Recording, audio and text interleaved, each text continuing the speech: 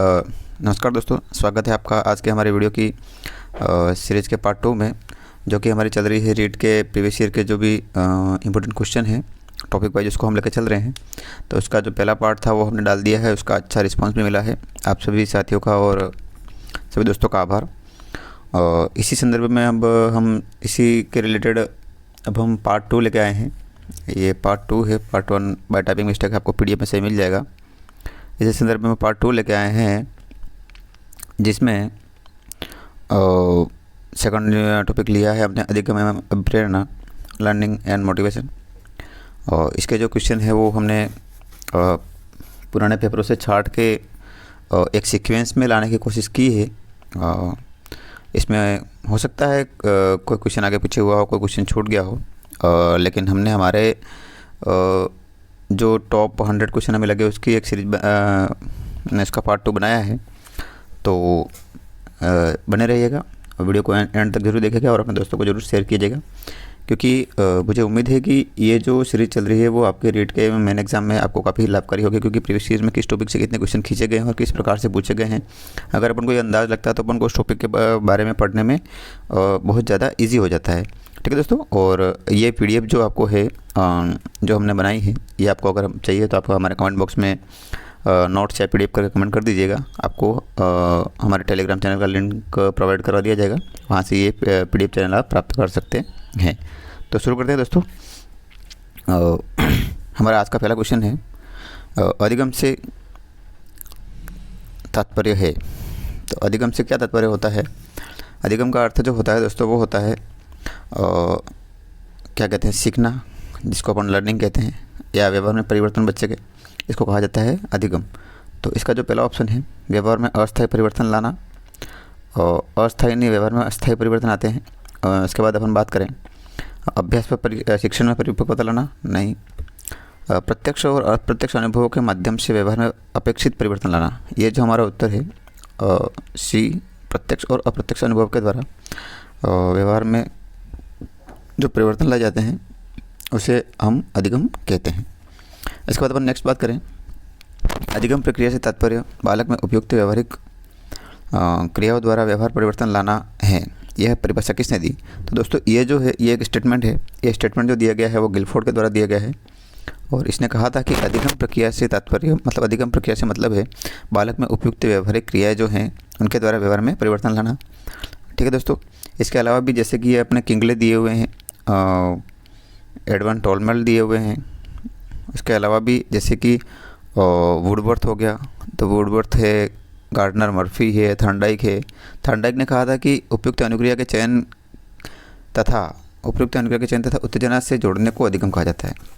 और गिलफोर्ड ने कहा है कि बालक में उपयुक्त व्यवहारिक क्रियाओं द्वारा व्यवहार में परिवर्तन लाना।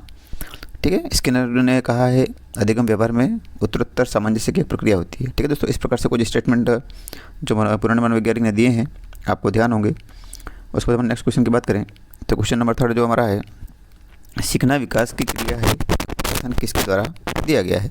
ये क्वेश्चन जो है बहुत सारे एग्जाम में पूछा जा चुका है। Second grade 17, first grade biology 2014, NTT 2019, first grade commerce 2014।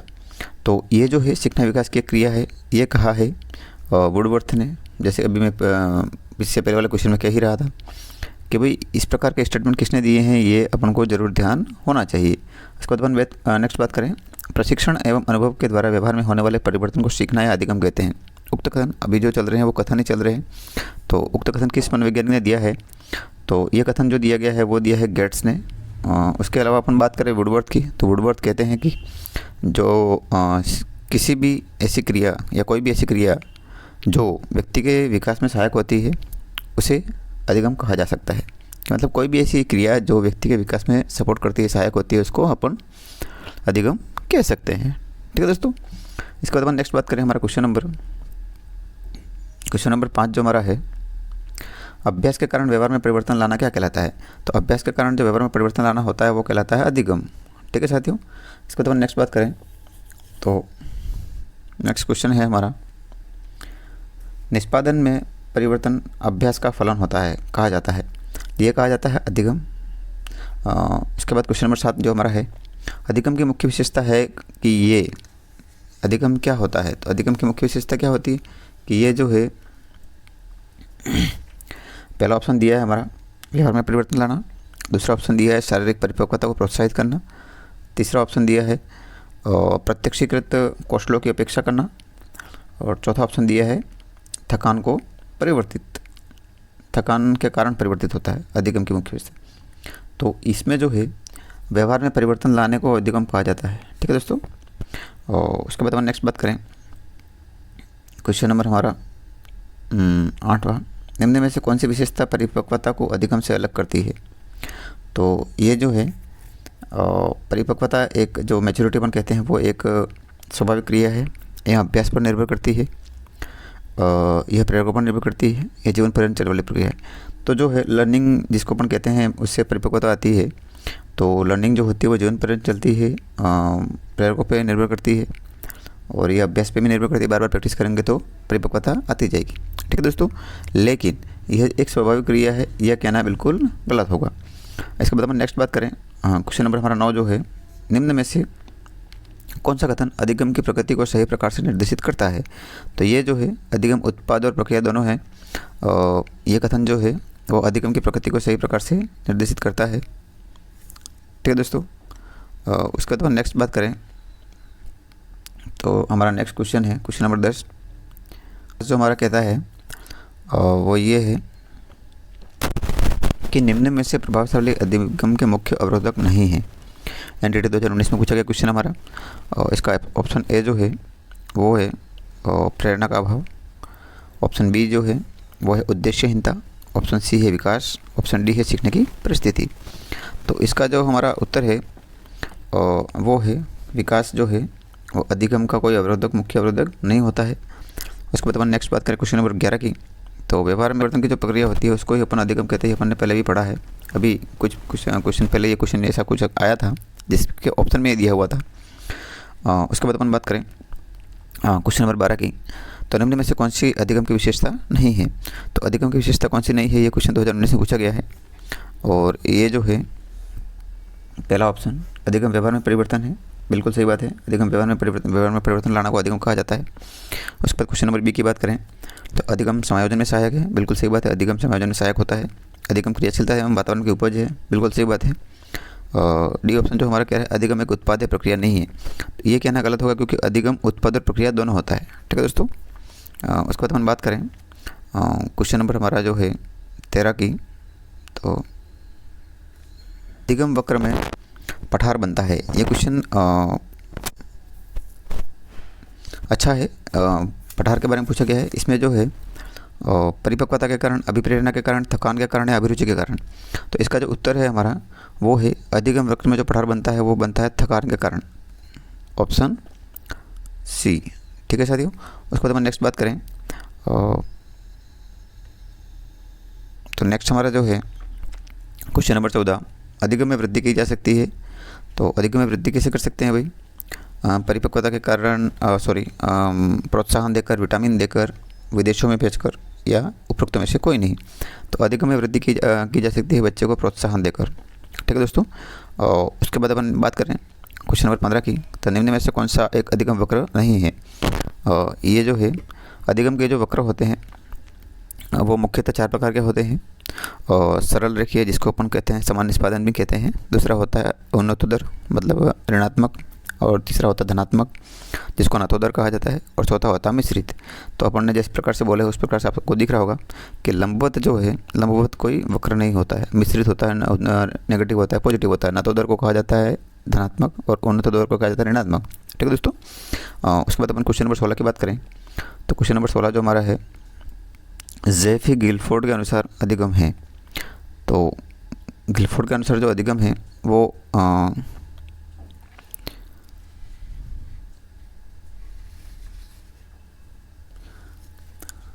व्यवहार में परिवर्तन लाने को अधिगम कहा गया है गिलफोर्ड के द्वारा। ये परिभाषा भी मैंने कुछ समय पहले एक दो स्टार्टिंग में जो हमारे 1-2 प्रश्न आए थे उसमें मैंने बताई थी। इसके बाद अब नेक्स्ट जो है स्टेटमेंट क्रो एंड क्रो के अनुसार अधिगम है। तो क्रो एंड क्रो के अनुसार अधिगम जो होता है वो ज्ञान और अभिवृत्ति होता है। मतलब इनकी जो परिभाषा है क्रो एंड क्रो की अधिगम के लिए वो कहती है कि आदतों, ज्ञान और अभिव्यक्तियों का अर्जन ही अधिगम है। मतलब ज्ञान और अभिवृत्ति का अधिगम ही क्या कहलाता है, अधिगम कहलाता है। और जो गिलफोर्ड की जो परिभाषा है, गिलफोर्ड ने कहा है कि व्यवहार के कारण व्यवहार में परिवर्तन।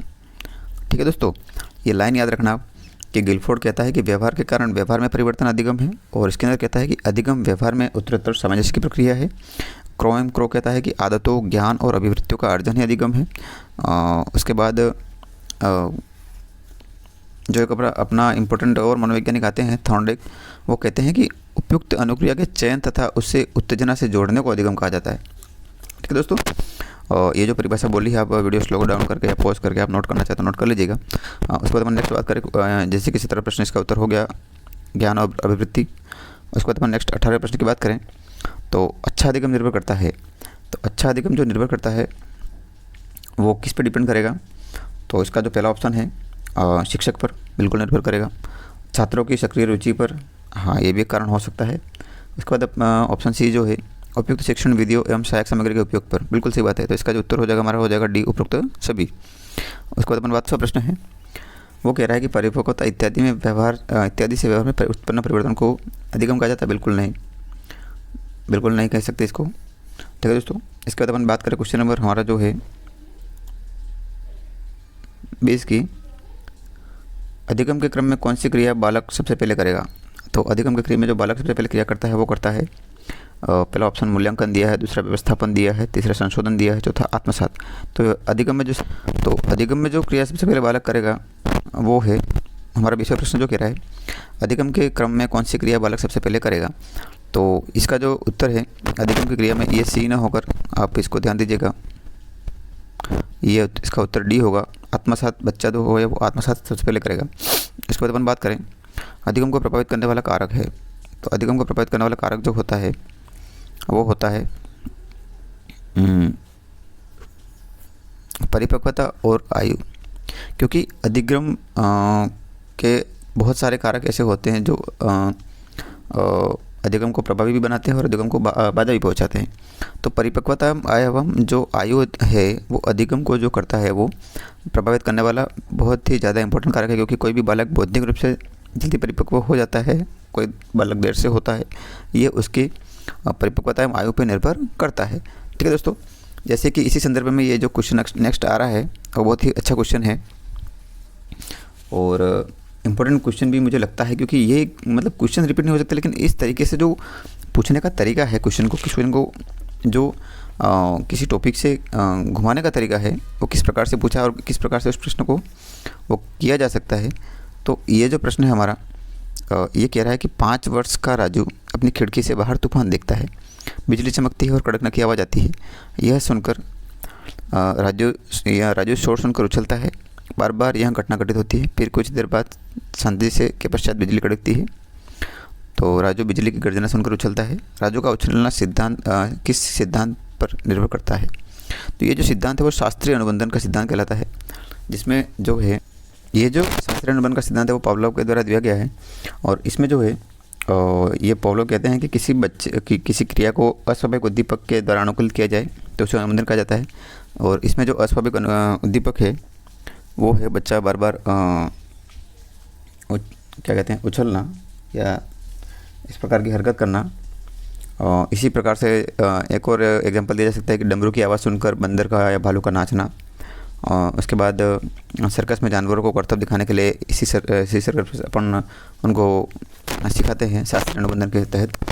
उसके बाद अपन नेक्स्ट बात करें क्वेश्चन नंबर 23 की, जिस क्रिया में व्यक्ति दूसरों के व्यवहार को देखकर सीखता है न कि प्रत्यक्ष अनुभव के द्वारा, तो उसको कहा जाता है सामाजिक अधिगम। सामाजिक अधिगम में क्या होता है कि बच्चा दूसरों से देख कर सीखता है, न कि खुद के प्रयासों से या अनुभव से। उसके बाद अपन नेक्स्ट बात करें क्वेश्चन नंबर 24 की, निम्न में से कौन पियाजे के अनुसार बौद्धिक विकास का निर्धारक तत्व नहीं है। तो तत्व हैं उनमें संतुलन, अनुभव और ये आते हैं, सामाजिक संरचना नहीं आता है। तो इसका उत्तर हो जाएगा 24। उसके बाद अपन बात करें क्वेश्चन नंबर 25 की, किस उद्दीपक के निरंतर दिए जाने से व्यवहार में होने वाला अस्थायी परिवर्तन कहलाता है। तो ये जो है अस्थायी अधिगम जब उसको निरंतर दिया जाएगा तो इसके कारण व्यवहार में जो परिवर्तन आएगा वो अस्थायी परिवर्तन कहलाता है। उसके बाद अपन क्वेश्चन नंबर 26 की बात करें तो अधिगम का कौन सा सिद्धांत अभिक्रमित अधिगम पद्धति का आधार है। तो ये हमारा आपको ध्यान नहीं होगा सक्रिय अनुबंधन सिद्धांत कहलाता है। इसके अकॉर्डिंग होता है।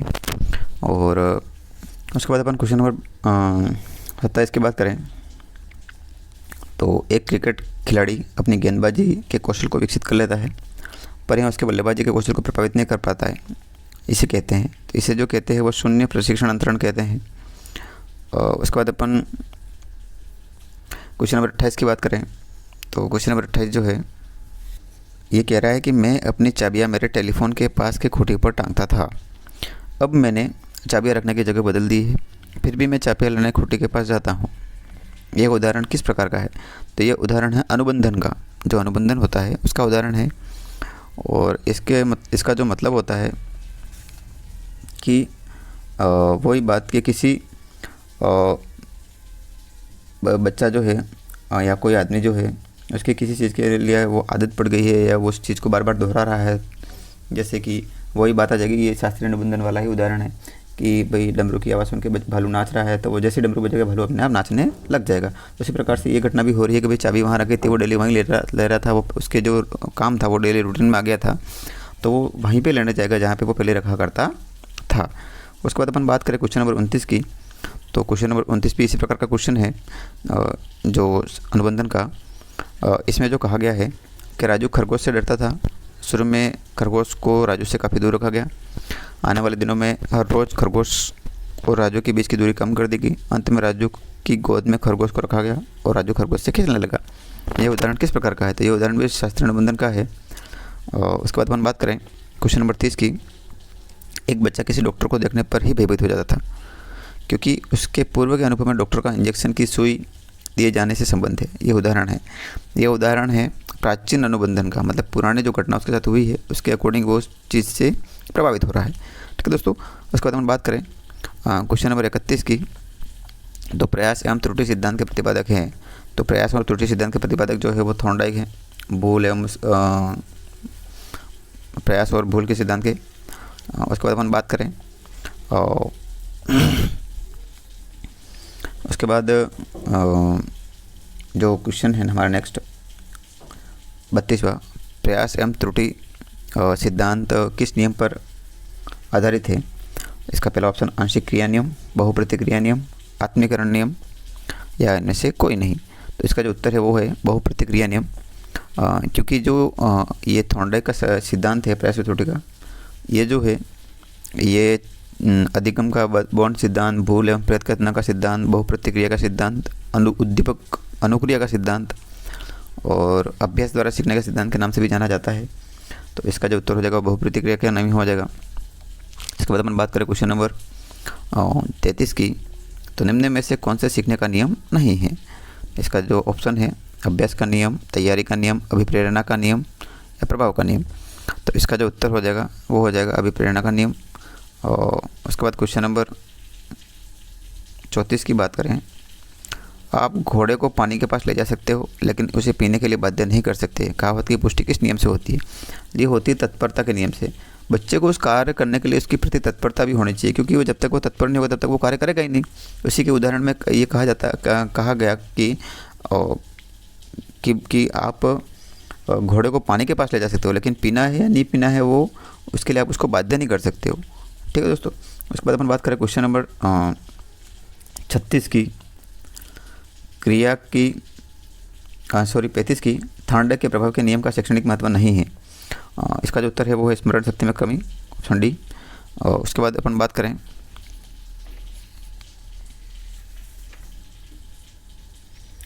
क्वेश्चन नंबर जो है हमारा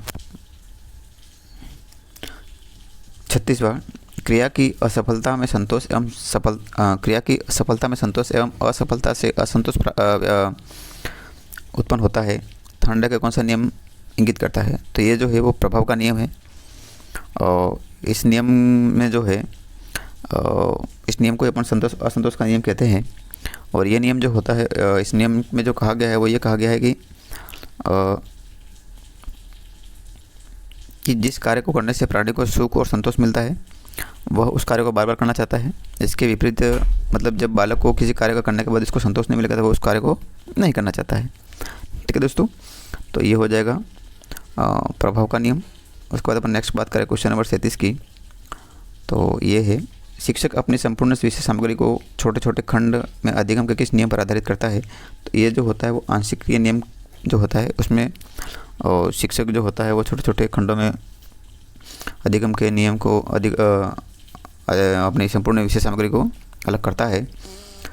उसके बाद अगला क्वेश्चन हमारा, शिक्षक को ज्ञात से अज्ञात की ओर के आधार पर अध्यापन करवाना चाहिए, किस नियम पर आधारित है? तो ये है आत्मीकरण का नियम।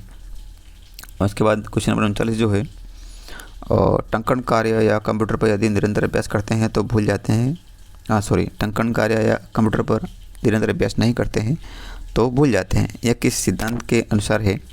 तो ये जो है वो है थॉर्नडाइक का सिद्धांत, जो क्रिया और प्रस्तुत का सिद्धांत कहलाता है, अभ्यास का सिद्धांत कहलाता है, जिसको अपन कहते हैं किसी वस्तु को बार बार करते रहने से ही जो है उस चीज़ अपन को याद रहती है, नहीं तो अपन उसको भूलने लग जाते हैं। ठीक है दोस्तों, क्वेश्चन नंबर 40 की बात करें, एक धीमी गति से सीखने वाला बच्चा के अध्यापन के लिए अधिक उपयोगी सिद्धांत कौन सा है? तो वो है थॉर्नडाइक का सिद्धांत। ठीक है दोस्तों, उसके बाद अपन बात करें क्वेश्चन नंबर 41 की। तो स्किनर ने अपने सिद्धांत के लिए किस पर प्रयोग किया? तो स्किनर ने किया था चूहों पर या और कबूतरों पर। इसके बाद अपन नेक्स्ट बात करें क्वेश्चन नंबर 42 की, तो निम्न में से कौन सा क्रिया प्रस्तुत व्यवहार नहीं है? तो ये है कांटा लगने पर पैर हटाना, ये क्रिया प्रस्तुत व्यवहार नहीं है। ठीक है दोस्तों, इसके बाद अपन बात करें क्वेश्चन नंबर 43 की। तो निम्न में से अनुबंधन का कौन सा प्रकार उद्दीपकों के साथ साथ घटित होने पर आधारित न रहकर व्यवहार के परिणामों के प्रभावों पर निर्भर करता है? तो ये जो है क्रिया प्रस्तुत अनुबंधन जो होता है वो होता है। उसके बाद अपन क्वेश्चन नंबर 43 की बात करें,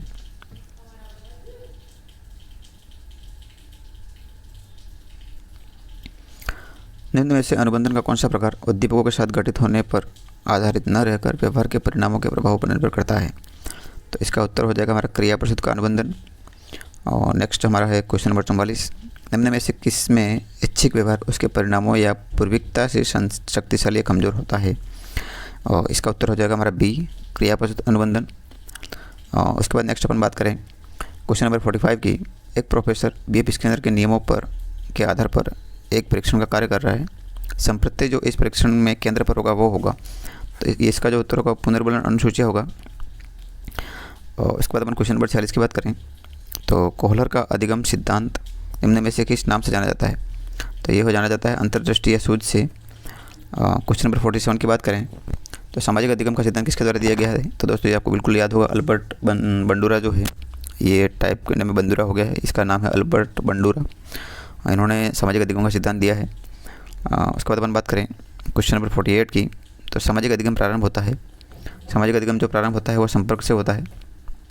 उसके बाद अपन बात करें क्वेश्चन नंबर 49 की, तो जिस प्रक्रिया में व्यक्ति दूसरों के व्यवहार को देखकर सीखता है न कि प्रत्यक्ष अनुभव के, उस प्रक्रिया को क्या कहा जाता है? तो उस प्रक्रिया को अपन कहते हैं सामाजिक अधिगम। इसके बाद नेक्स्ट अपन जो है क्वेश्चन नंबर 50 की बात करें, तो दोस्तों क्वेश्चन नंबर 50 से पहले मैं आपसे निवेदन करना चाहूँगा कि आप अगर यहाँ तक हमारे वीडियो में बने हुए तो आपको धन्यवाद। आप हमारे चैनल को सब्सक्राइब जरूर कीजिएगा, वीडियो को लाइक ज़रूर कीजिएगा, और आपको हमारे ये नोट्स चाहिए तो आप हमारे कमेंट सेक्शन में नोट्स करके कमेंट कीजिए, आप PDF पर कमेंट कीजिएगा, आपको इस PDF का जो लिंक है वो अवेलेबल करा दी जाएगा। ठीक है दोस्तों, उसके बाद हम नेक्स्ट बात करें क्वेश्चन नंबर 50 की, निम्न में से किस मत के अनुसार बच्चे सिर्फ अनुबंधन द्वारा ही नहीं अपितु अन्य व्यक्ति को देखकर वो अनुकरण कर सीखते हैं, अनुकरण कर सीखते हैं? तो ये जो होता है वो सामाजिक अधिगम होता है। और उसके बाद अपन बात करें क्वेश्चन नंबर 51 की, तो कौन सा उदाहरण बंडूरा के अवलोकन आधारित अधिगम का नहीं है? तो ये जो है ऑप्शन ए, विद्यार्थियों द्वारा केंचुए के विच्छेदन को सीखना, ये अवलोकन आधारित नहीं है, ये तो वो खुद सीख रहे हैं। उसके बाद क्रिकेट का उत्साह, ये भी नहीं है। सामाजिक अध्ययन के प्रति नापसंदगी, बिल्कुल नहीं। तो जो है स्कूल की घंटी बजने पर अपने बस्ते बंद कर लेना, ये है अवलोकन पर। मतलब स्कूल की घंटी बजी, सब बच्चे बस्ते बंद कर रहे थे, तो उस बच्चे ने भी देखा कि मुझे सब घंटी बजती बस्ता बंद करना है, तो वो अवलोकन करके सीखा, दूसरों को देख के सीखा। ठीक है दोस्तों, इसका उत्तर हो जाएगा 51 का डी। उसके बाद क्वेश्चन नंबर 52 की बात करें, जब पूर्व का अधिगम नई स्थितियों के सीखने को बिल्कुल प्रभावित नहीं करता तो यह कहलाता है अधिगम का शून्य स्थानांतरण। बिल्कुल प्रभावित नहीं कर रहा नई स्थिति को सीखने के लिए, तो वो कोई काम का नहीं है, तो इसको कहा जाता है अधिगम का शून्य स्थानांतरण। उसके बाद अपन बात करें क्वेश्चन नंबर 53 की। पियाजे के अनुसार संज्ञानात्मक विकास की कितनी अवस्थाएं हैं? तो पियाजे के अनुसार जो संज्ञानात्मक विकास की जो अवस्थाएं हैं वो 4 होती हैं।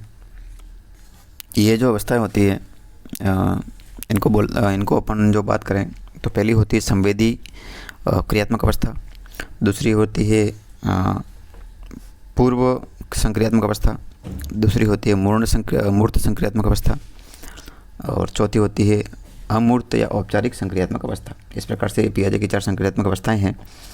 और इसके बाद अपन बात करें क्वेश्चन नंबर 54 है। पियाजे के संज्ञानात्मक विकास की अवस्था पियाजे के संज्ञानात्मक विकास सिद्धांत के अनुसार संवेदी संक्रियात्मक अवस्था होती है वो कौन से वर्ष के बालकों के लिए होती है? तो वो होती है जन्म से 2 वर्ष के बालकों के लिए संवेदी संक्रियात्मक अवस्था होती है। इस अवस्था में बालक अपने शरीर से वस्तुओं को इधर उधर लटकाना सीखता है, बालक वस्तु को पकड़ने की कोशिश करता है। ठीक है दोस्तों, उसके बाद अपन नेक्स्ट बात करें क्वेश्चन नंबर 55 की। तो वह अवस्था जब बच्चा तार्किक रूप से वस्तुओं व घटनाओं के विषय में चिंतन प्रारंभ करता है वो कहलाती है पूर्व संक्रियात्मक अवस्था। 56 क्वेश्चन नंबर की बात करें, वह अवस्था जब बच्चा तार्किक रूप से वस्तुओं व घटनाओं के विषय में चिंतन प्रारंभ करता है उसको क्या कहा जाता है? तो वो होती है मूर्त संक्रियात्मक अवस्था। इसी अवस्था में बच्चा जो है वस्तु का वर्गीकरण और विश्लेषण कर पाता है और किसी घटना के बारे में उसके बारे में सोचना प्रारंभ करता है, चिंतन प्रारंभ करता है। ठीक है दोस्तों, इसके बाद क्वेश्चन नंबर 57 की बात करें तो पियाजे के अनुसार औपचारिक संक्रियात्मक अवस्था में व्यक्ति परिकल्पनात्मक ढंग से समस्याओं पर विचार कर सकते हैं। इसका क्या अर्थ है? तो इसका जो अर्थ है वो है संभावनाओं पर विचार कर सकते हैं, वह परिकल्पना की जांच कर सकते हैं और परिकल्पनाओं पर विचार कर सकते हैं, या फिर ऑप्शन सी जो है वो ऑल ऑफ द मतलब उपरोक्त सभी, या फिर ऑप्शन डी जो है हमारा है उपरोक्त में से कोई नहीं।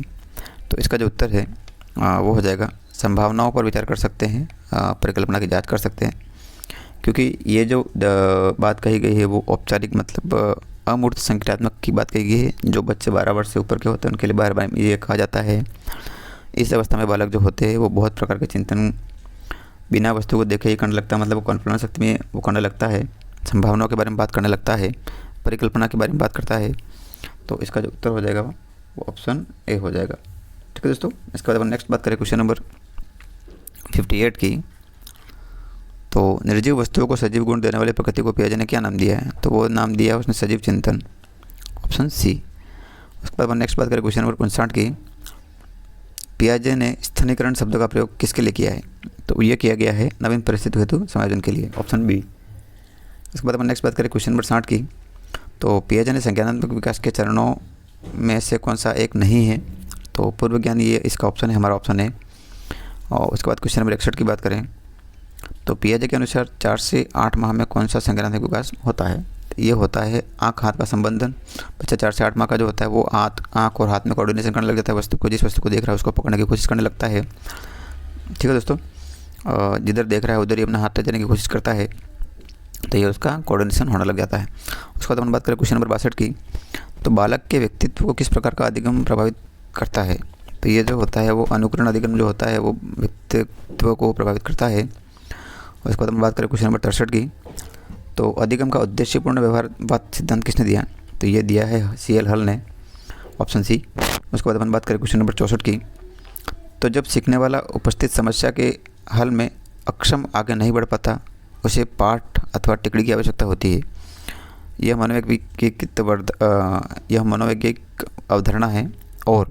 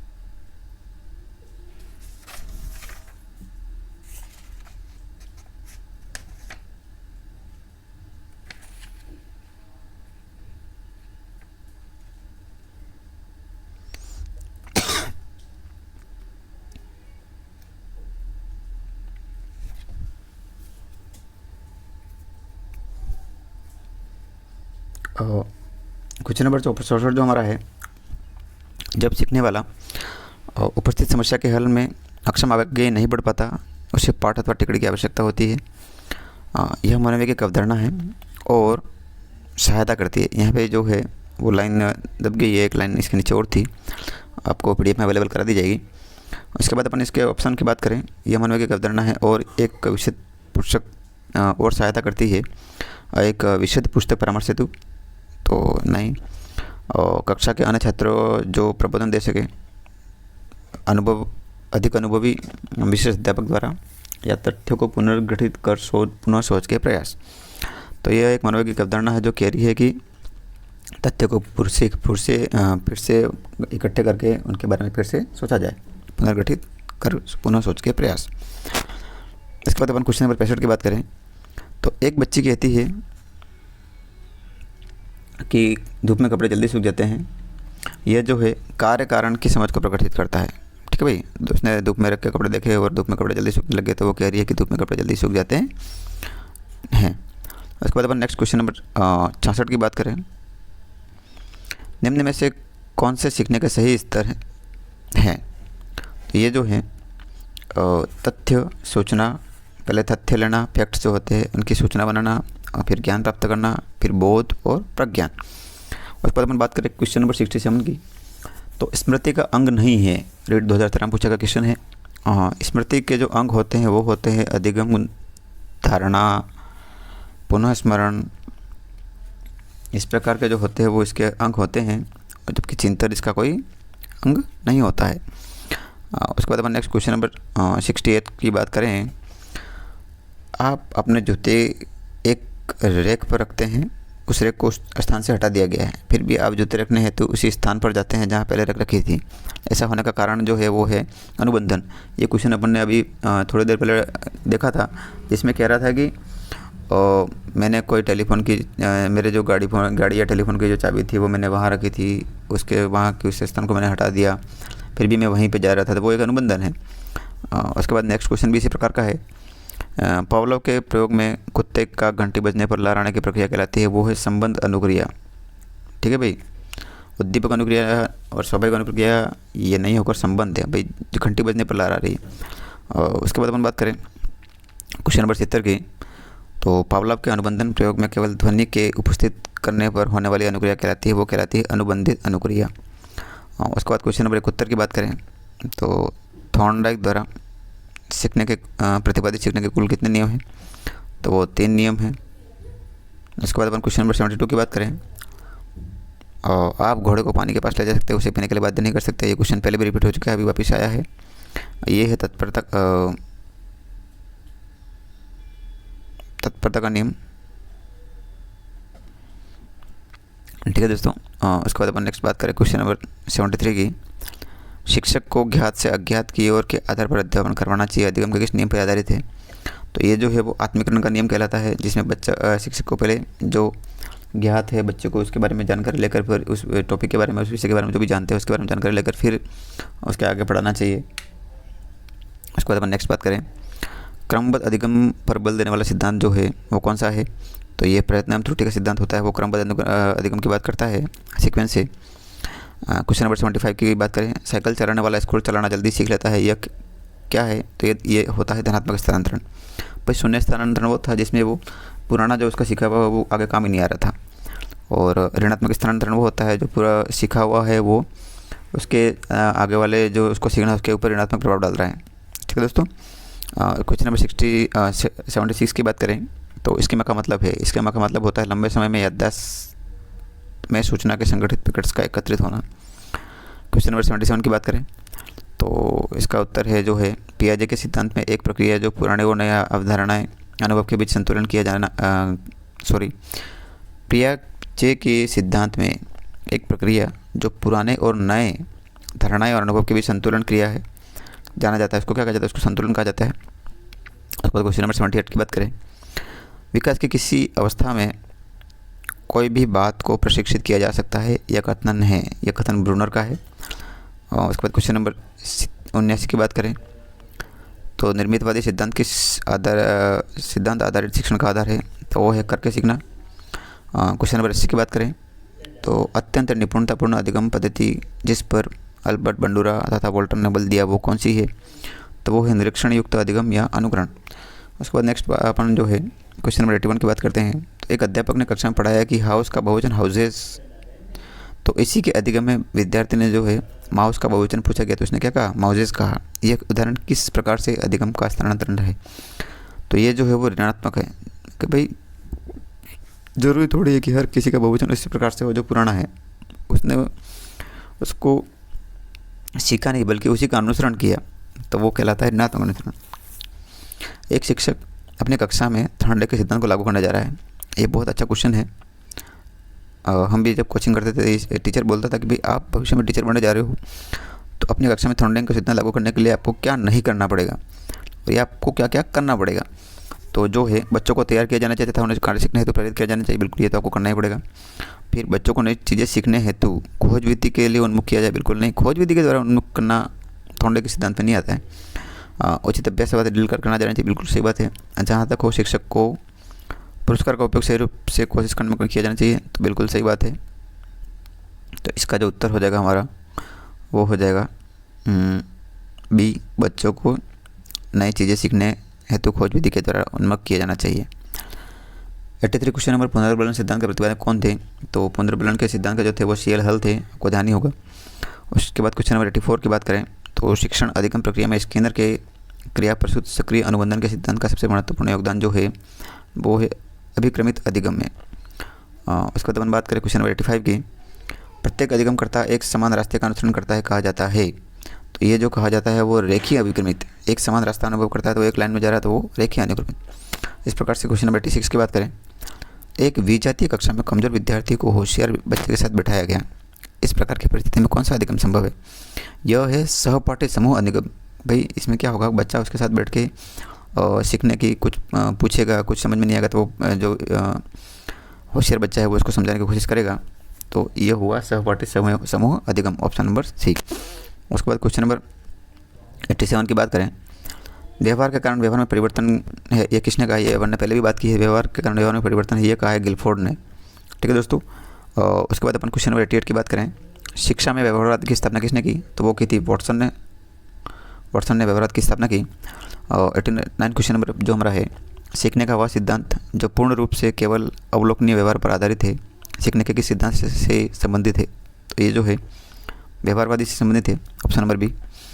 क्वेश्चन नंबर 90 जो हमारा है वो है चिंतन क्या है? तो चिंतन जो है वो प्रतीकों का प्रयोग है। क्वेश्चन नंबर 91 जो हमारा कह रहा है कि चिंतन प्रारंभ होने के लिए क्या आवश्यक है? तो चिंतन प्रारंभ होने के लिए सबसे पहले आपके जो सामने होना चाहिए वो समस्या होनी चाहिए, उसके लिए ही तो आप चिंतन करोगे, समस्या से ही आप तर्क करोगे, वितर्क करोगे। ठीक है दोस्तों। उसके बाद क्वेश्चन नंबर 92 की बात करें, मोहन प्रत्येक वस्तु को उसके गुण एवं दोषों के बारे में चिंतन करने के पश्चात ही खरीदता है। यह उदाहरण है आलोचनात्मक चिंतन का। भाई उसके बारे में अच्छाई और बुराई दोनों के वो करके कर रहा है तो उसकी वो आलोचनात्मक चिंतन कर रहा है। क्वेश्चन नंबर 93 की बात करें, अभिप्रेरणा के संदर्भ में भूख क्या कहलाती है? तो भूख जो होती है वो अंतर्नोद कहलाती है। ठीक है दोस्तों। 94 क्वेश्चन नंबर की बात करें, निम्न में से कौन सा प्रेरक है वो जन्मजात नहीं होता है? तो भूख, प्यास, आदत और नींद। जो आदत होती है वो जन्मजात नहीं होती, नींद जन्मजात होती है बच्चे में, भूख जन्मजात होती है, प्यास जन्मजात होती है। उसके बाद क्वेश्चन नंबर 95 की बात करें, अधिगम सर्वोत्तम होगा जब अभिप्रेरणा होगी। भाई लर्निंग तभी हो सकती है जब इसके अंदर मोटिवेशन होगा। ठीक है दोस्तों। क्वेश्चन नंबर 96 की बात करें तो अभिप्रेरणा वर्णित होती है भावनात्मक जागृति के द्वारा या ज्ञानात्मक जागृति के द्वारा, उपरोक्त दोनों में से कोई नहीं। तो ये जो है वो भावनात्मक और ज्ञानात्मक जागृति के द्वारा होता है, तो इसका जो उत्तर है वो सी हो जाएगा, 1 और 2 दोनों। उसके बाद अपन बात करें निम्न में से कौन सा जन्मजात प्रेरक का उदाहरण है? तो ये जो है जन्मजात जो प्रेरक होता है वो होता है विश्राम, पुरस्कार देना, दंड देना, ये तो बात की बात है। अभिप्रेरणा का स्रोत है, तो अभिप्रेरणा का जो स्रोत है क्वेश्चन नंबर हमारा 98 कह रहा है, इसका जो स्रोत है वो होता है आवश्यकता, ए। क्वेश्चन नंबर 99 की बात करें, निम्न में से कौन सा मानसिक क्रियाओं का स्तर नहीं है? तो ये जो है ऑप्शन ए बोध, ऑप्शन बी चिंतन, ऑप्शन सी स्मृति, ऑप्शन डी वर्णन। तो इसका जो उत्तर हो जाएगा वो वर्णन हो जाएगा। उसके बाद अपन बात करें आज के हमारे लास्ट क्वेश्चन की, क्वेश्चन नंबर 100 की, तो चिंतनशील सोच की चर्चा इनमें से किसने की? तो वो मेलविल डेवी ने की थी, तो ये जॉन डेवी ने की थी। और इस प्रकार से हमारे इस पार्ट सेकंड जो सीरीज़ थी वो हमारे यहाँ पे ख़त्म होती है। और नेक्स्ट वीडियो में अपन बात करेंगे साइकोलॉजी के जो इंपॉर्टेंट क्वेश्चन की जो हमारी सीरीज़ चल रही है, उसका जो नेक्स्ट टॉपिक है वो हमारा है अधिगम और समायोजन, मतलब लर्नर और एडजस्टमेंट जो अधिगम करता होता है उसका जो समायोजन होता है वो उसके बारे में अपन बात करेंगे। तो ठीक है दोस्तों, धन्यवाद।